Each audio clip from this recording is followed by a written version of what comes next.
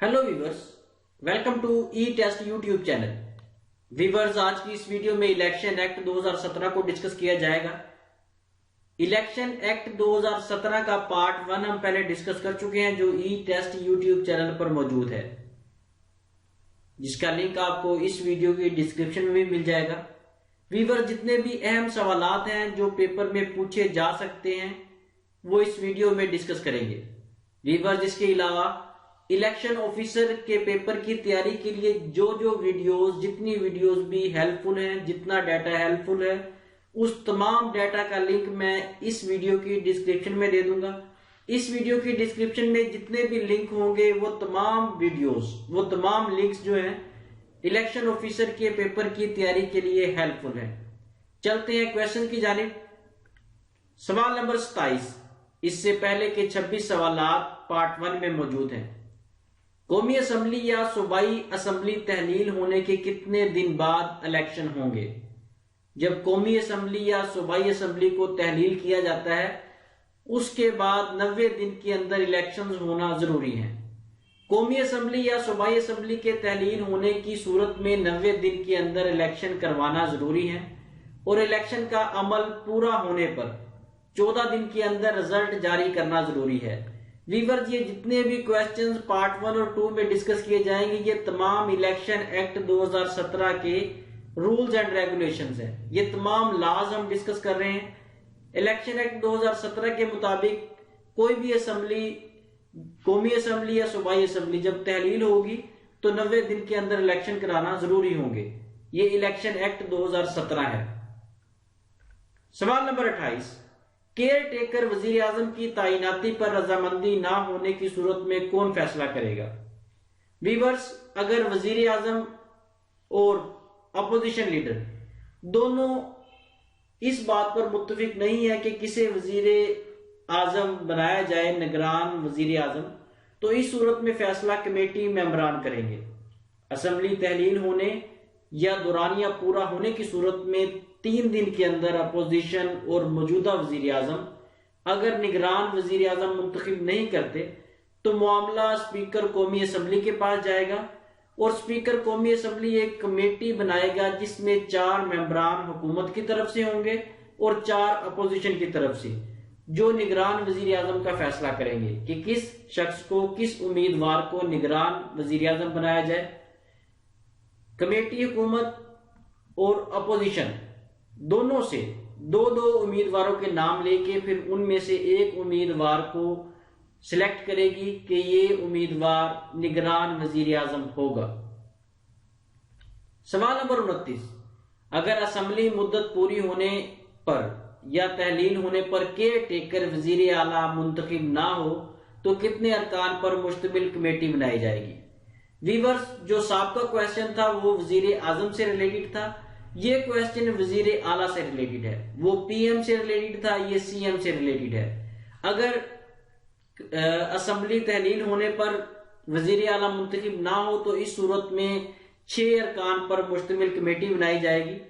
Viewers, अगर निगरान वजीर आला हुकूमत, अगर निगरान वजीर आला पर हुकूमत के अरकान और अपोजिशन मुत्तफिक ना हो तो स्पीकर पंजाब असेंबली 6 अरकान पर मुश्तमिल कमेटी बनाएगा जो निगरान वजीर आला मुंतखब करेगी। वीवर्स, यहां पे भी थोड़ा सा नोट कर लें, जब निगरान वजीर आला आएगा, मुंतखब होगा, उससे पहले जो मौजूदा वजीर आला होगा सूबे का वो और सूबाई असेंबली का अपोजिशन लीडर दोनों मिलकर निगरान वजीर आला मुंतखब करेंगे। अगर ये लोग निगरान वजीर आला मुंतखब नहीं कर पाते तो स्पीकर सूबाई असेंबली एक कमेटी तश्कील देगा। इस कमेटी में 6 अरकान होंगे टोटल, जिनमें 3 अरकान हुकूमत की तरफ से होंगे और 3 अपोजिशन की तरफ से। ये 6 अरकान मिलकर निगरान वजीर आला मुंतखब करेंगे और ये कमेटी जो होगी 6 अरकान पर मुश्तमिल, ये 3 दिन के अंदर फैसला करेगी कि किस उम्मीदवार को निगरान वजीर आला मुंतखब करना है। सवाल नंबर 30, अगर कमेटी भी निगरान वजीर आजम या वजीर आला का फैसला ना कर सके तो क्या हिकमत अमली अपनाई जाएगी? वीवर्स अगर कमेटी भी, दोनों कमेटीज, चाहे वो सूबाई असम्बली की है चाहे वो कौमी असम्बली की, अगर ये कमेटीज निगरान वजीर आजम या निगरान वजीर आला का फैसला नहीं कर सकती, ना कर सकी, तो इस सूरत में ये मामला चीफ इलेक्शन कमिश्नर को भिजवा दिया जाएगा और चीफ इलेक्शन कमिश्नर 2 दिन के अंदर इस मामला को हल करने का पाबंद है। ये तमाम rules and regulation election act 2017 में लिखे हुए हैं। वीवर्स, मजीद आगे जाने से पहले अगर आप ई टेस्ट यूट्यूब चैनल पर नए हैं तो सब्सक्राइब के बटन पर क्लिक करके ई टेस्ट यूट्यूब चैनल को सब्सक्राइब कर लें और साथ बेल के बटन को जरूर प्रेस करें ताकि फ्यूचर में आने वाली हर लेटेस्ट इंपोर्टेंट वीडियो की अपडेट आपको बर वक्त मिल सके। ई टेस्ट यूट्यूब चैनल पर तमाम पेपर्स की तैयारी इसी तरीका से करवाई जाती है। सवाल नंबर 31, किस आर्टिकल के तहत तमाम इलेक्शन सीक्रेट बैलेट पेपर के जरिए होते हैं? व्यूअर्स, आर्टिकल 226 के तहत तमाम इलेक्शन सीक्रेट बैलेट पेपर के जरिए होते हैं। सिर्फ 2 इलेक्शन ऐसे हैं जिसमें वजीर आजम का चुनाव होता है और वजीर आला का। ये 2 इलेक्शन जो है ये ओपन बैलेट पेपर के जरिए होते हैं, जबकि बाकी जितने भी इलेक्शन मुनक्किद होते हैं वो सीक्रेट बैलेट पेपर के जरिए होते हैं। अगर आप करंट अफेयर्स देखते हैं, न्यूज सुनते हैं, तो आप सुनते होंगे कि आजकल सेनेट इलेक्शंस का मामला काफी डिस्कस हो रहा है। वहां पे ये ओपिनियन सजेशन दी जा रही है कि सेनेट के इलेक्शन जो है ये सीक्रेट बैलेट पेपर से ना हो। तो ये वही बात है जो हमने इस क्वेश्चन में डिस्कस की है। सिर्फ पाकिस्तान में वजीर आजम और वजीर आला के इलेक्शन जो है ये सीक्रेट बैलेट पेपर के जरिए नहीं होते, इसके अलावा तमाम इलेक्शन सीक्रेट बैलेट पेपर के जरिए होते हैं। और ये आर्टिकल 226 है जिसके तहत सीक्रेट बैलेट पेपर यूज किया जाता है। सवाल नंबर 32, वोट ट्रांसफर करवाने के लिए कौन सा फॉर्म इस्तेमाल किया जाएगा? अगर आप अपना वोट ट्रांसफर करवाना चाहते हैं, फॉर एग्जाम्पल किसी शहर से, अगर आप अपना वोट लाहौर से कराची या फैसलाबाद से मुल्तान या किसी भी दूसरे डिस्ट्रिक्ट जिला में लेके जाना चाहते हैं तो उसके लिए आप फॉर्म नंबर 21 का इस्तेमाल करेंगे। सवाल नंबर 33, वोट खत्म करवाने के लिए या एतराज के लिए कौन सा फॉर्म इस्तेमाल होगा? व्यूअर्स, अगर आप वोट खत्म करवाना चाहते हैं तो इसके लिए फॉर्म 22 इस्तेमाल होगा। अगर आपको कोई ऑब्जेक्शन है या आप किसी और के वोट पे ऑब्जेक्शन करना चाहते हैं तो उसके लिए भी आप फॉर्म 22 जमा करवाएंगे। सवाल नंबर 34, वोट दुरुस्तगी के लिए कौन सा फॉर्म इस्तेमाल होगा? अगर वोट का अंदाज गलत है तो उसको दुरुस्त करवाने के लिए, तस्हीह करवाने के लिए फॉर्म नंबर 23 इस्तेमाल होगा। सवाल नंबर 35, व्यूअर्स, एक टर्म है जिसे कहते हैं by election. By election term क्या है? व्यूअर्स, बाई टर्म इलेक्शन आम इंतखाबात करवाने के लिए इस्तेमाल होती है या किसी खाली सीट पर इलेक्शन करवाने के लिए इस्तेमाल होगी। जिस तरह एमएनए एमपीएस के इलेक्शन होते हैं ये बाई इलेक्शन है, या सूबाई असम्बली में या नेशनल असम्बली में कोई सीट खाली होती है तो उस पर जो इलेक्शन होंगे वो बाई इलेक्शन कहलाएंगे। ये टर्म बहुत ज्यादा यूज होती है, इसे याद रखिएगा, चांसेस हैं कि ये पेपर में आए। सवाल नंबर 36, इलेक्शन कमीशन किस एक्ट के तहत बनाया गया? इलेक्शन कमीशन एक्ट 218 के तहत बनाया गया। सवाल नंबर 37, कंटेस्टिंग कैंडिडेट से क्या मुराद है? कंटेस्टिंग कैंडिडेट से मुराद ऐसा उम्मीदवार है जो इलेक्शन में हिस्सा लेना चाहता है, हिस्सा लेता है और इसने कागजात भी वापस ना लिए हों, क्योंकि जब तक उसके कागजात जमा होंगे वो इलेक्शन में पार्टिसिपेट करना चाहता है, उस वक्त तक वो कंटेस्टिंग कैंडिडेट है। अगर वो अपने कागजात वापस ले लेता है, इलेक्शन में हिस्सा नहीं लेता, तो इस सूरत में वो कंटेस्टिंग कैंडिडेट नहीं कहलाएगा। सवाल नंबर 38, इलेक्टोरल एरिया। व्यूअर्स, ये तमाम टर्म्स जो हैं ये इलेक्शन एक्ट 2017 में डिस्कस की गई हैं। इलेक्टोरल एरिया जो है ये 2 किस्म का होता है, इसमें शहरी इलाका और देही इलाका शामिल है। Electoral area consist of 2 areas, urban area and rural area. सवाल नंबर 39, टेक्नोक्रेट क्या होता है? व्यूअर्स, बहुत से कैंडिडेट्स को इस बारे में इल्म नहीं है कि टेक्नोक्रेट क्या होता है। टेक्नोक्रेट की तारीफ नोट करें। ऐसा पाकिस्तानी शहरी जिसके पास 16 साल तालीम हो और उसने नेशनल और इंटरनेशनल लेवल पर काबिल कदर खिदमात सरंजाम दी हो, ऐसे शख्स को टेक्नोक्रेट कहा जाएगा। जब उसे पार्लियामेंट में शामिल किया जाता है, क्योंकि पार्लियामेंट में टेक्नोक्रेट्स की सीट्स भी होती हैं, कोई भी ऐसा शख्स जिसकी 16 साल तालीम हो और उसने कौमी सतह पर और बैनुल अक़वामी सतह पर नुमाया खिदमात सरंजाम दी हो, उसे टेक्नोक्रेट कहेंगे। सवाल नंबर 40, इलेक्शन में धांधली की सूरत में एक्शन किस एक्ट के तहत लिया जाएगा?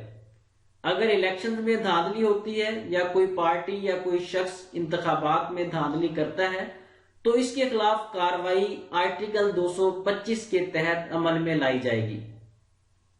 सवाल नंबर 41, सूबों को कौमी असेंबली में किस आर्टिकल के तहत सीटें दी गई? कौमी असेंबली, नेशनल असेंबली में जो सूबों को सीटें दी गई वो आर्टिकल 51 के तहत दी गई। सवाल नंबर 42, पंजाब असेंबली में खवातीन के लिए नशिस्तें किस आर्टिकल के तहत मुख्तस की गई? पंजाब असेंबली में खवातीन के लिए नशिस्तें आर्टिकल 106 के तहत मुख्तस की गई। पंजाब असेंबली में जनरल सीट्स, खवातीन कोटा और अकलीती कोटा, यानी कि पंजाब असेंबली की जो सीट्स डिवाइड की गई हैं वो तमाम सीट्स आर्टिकल 106 के तहत डिवाइड की गई हैं, आर्टिकल 106 के तहत मुख्तस की गई हैं। सवाल नंबर 43, पार्लियामेंट के मेंबरान को अहल होने के लिए किस आर्टिकल पर पूरा उतरना जरूरी है? पार्लियामेंट के मेंबरान को अहल होने के लिए आर्टिकल 62A पर पूरा उतरना जरूरी है। अगर कोई उम्मीदवार अहल है तो वो आर्टिकल 62A के जुमर में शुमार होगा। अगर कोई उम्मीदवार मुतलका शराइत पर पूरा नहीं उतरता तो वो आर्टिकल 63A के जुमर में काउंट किया जाएगा। सवाल नंबर 44, वीवर जिसके तमाम पार्ट्स इलेक्शन ऑफिसर की तैयारी के लिए जितनी वीडियोस जो हैं हेल्पफुल हैं वो तमाम वीडियोस के लिंक इस वीडियो की डिस्क्रिप्शन में मौजूद है, वहां से जरूर देख लीजिएगा। सवाल नंबर 44, तमाम सेनेटर अपने असासों की तफसील किसे जमा करवाएंगे? तमाम सेनेटर्स अपने असासों की तफसील इलेक्शन कमीशन को जमा करवाएंगे। वीवर्स, सिर्फ सेनेटर्स ही नहीं बल्कि मेंबर सूबाई असेंबली, मेंबर नेशनल असेंबली और मेंबर सेनेट, ये तमाम हर साल 31 दिसंबर तक अपने तमाम असासों कर्जों की तफसील डिटेल इलेक्शन कमीशन को जमा करवाएंगे। अपने असासों की तफसील के साथ साथ अपने बीवी बच्चों, अपनी फैमिली के असासों की तफसील भी इलेक्शन कमीशन को जमा करवाने के पाबंद हैं ये लोग। वीवर्स, 31 दिसंबर को जो लिस्ट जमा करवाई जाती है जिस पे तमाम असासे डिक्लेयर किए जाते हैं, ये लिस्ट 30 जून तक होती है। उस साल के जो साल जारी होता है उस साल के 30 जून तक जितने भी असासे MNA, MPA, सेनेटर्स के पास होते हैं वो तमाम उस फॉर्म पे डिस्कस किए जाते हैं, डिक्लेयर किए जाते हैं। जिस फॉर्म पर असासे डिक्लेयर किए जाते हैं उस फॉर्म को फॉर्म बी कहा जाता है। ये डेट्स याद रखिएगा और ये फॉर्म भी याद रखिएगा। सवाल नंबर 45, किस आर्टिकल के तहत सियासी पार्टीज इंतखाबी निशान ले सकती हैं? इलेक्शन एक्ट 2017 के सेक्शन 202, 206 और 207 के तहत सियासी पार्टीज इंतखाबी निशान सिलेक्ट कर सकती हैं। सवाल नंबर 46, इलेक्शन एक्ट 2017 में पुराने कितने कवानीन खत्म किए गए? इलेक्शन एक्ट 2017 में 8 पुराने कवानीन जो है वो मर्ज किए गए, खत्म किए गए। सवाल नंबर 47, मौजूदा chief election commissioner of Pakistan कौन है? मोस्ट रिपीटेड क्वेश्चन है, याद रखिएगा। 99% चांसेस है कि ये पेपर में पूछा जाए। सिकंदर सुल्तान राजा। सिकंदर सुल्तान राजा इस वक्त 2021 में मौजूदा चीफ इलेक्शन कमिश्नर हैं। अगर फ्यूचर में ये चेंज हो जाए तो कमेंट सेक्शन में कमेंट करके जरूर बताइएगा। सिकंदर सुल्तान राजा को 27 जनवरी 2020 को चीफ इलेक्शन कमिश्नर बनाया गया। ये एक सीनियर सिविल सर्वेंट हैं। सवाल नंबर 48, इलेक्शन एक्ट 2017 में अब तक कितनी तरामीम हुई हैं? इलेक्शन एक्ट 2017 में अब तक 2017 से लेकर अब तक 2021 तक 5 तरमीम हुई हैं। पहली तरमीम 18 अक्टूबर 2017 को की गई, दूसरी तरमीम 22 नवंबर 2017 को की गई, तीसरी तरमीम 22 जून 2018 को की गई, चौथी तरमीम 28 सितंबर 2018 को की गई और पांचवी तरमीम 8 अक्टूबर 2018 को की गई। ये तरमीम याद रखिएगा, टोटल कुल 5 तरमीम है जो अब तक हुई हैं और उनकी डेट्स आपके सामने स्क्रीन पर दर्ज हैं, इन्हें भी नोट कर लें। सवाल नंबर 49, ईसीपी किसका मुखफ़फ़ है? मोस्ट रिपीटेड एब्रीविएशन है। ECP stands for election commission of Pakistan. सवाल नंबर 50, पंजाब के मौजूदा इलेक्शन कमिश्नर कौन है? वीवर्स यहां पर ये पॉइंट नोट कीजिएगा, एक लफ्ज है चीफ इलेक्शन कमिश्नर और एक लफ्ज है election commissioner. Chief election commissioner हमने साबका क्वेश्चन में डिस्कस किया है, ये इलेक्शन कमिश्नर है। चारों सूबों के इलेक्शन कमिश्नर अलग अलग हैं। पंजाब के इलेक्शन कमिश्नर जो है इस वक्त सईद गुल है, सिंध के इलेक्शन कमिश्नर एजाज अनवर चौहान है, केपीके के इलेक्शन कमिश्नर शरीफुल्लाह है, बलूचिस्तान के इलेक्शन कमिश्नर गुलाम इसरार खान है। वीवर्स ये इस वक्त मौजूदा इलेक्शन कमिश्नर है। अगर मुस्तकबिल में ये तब्दील हो जाए तो कमेंट्स में कमेंट करके जरूर बताइएगा। सवाल नंबर 51, इलेक्शन एक्ट 2017 कब मंजूर हुआ? इलेक्शन एक्ट 2017 को 2017 में मंजूर किया गया। जाहिर बात है क्वेश्चन में इसका आंसर है, लेकिन इसकी जो एक्यूरेट डेट है वो नोट कर लें। इलेक्शन एक्ट 2017 को 2 अक्टूबर 2017 को कौमी असेंबली में मंजूर किया गया। सवाल नंबर 52, ईसीपी को कब कायम किया गया? ECP stands for election commission of Pakistan. ECP को 23 मार्च 1956 को कायम किया गया। पाकिस्तान के पहले सदर जनरल सिकंदर मिर्जा के दौरे हुकूमत में ईसीपी की बुनियाद रखी गई और वक्तन फवक्तन ईसीपी में कवानीन की कई तब्दीलियां की गई। एट द एंड जो इस वक्त मौजूदा शक्ल मौजूद है ईसीपी के आइन की, वो इलेक्शन एक्ट 2017 है। वीवर जिसके साथ ही हमें इजाजत दें। ये 2 पार्ट्स थे जो इंतहाई अहम सवालात पर मुश्तमिल थे जो आपके साथ शेयर किए हैं। अगर आप चाहते हैं कि इस सीरीज को जारी रखें, मजीद पार्ट्स भी बनाए, तो कमेंट सेक्शन में कमेंट करके जरूर बताइएगा।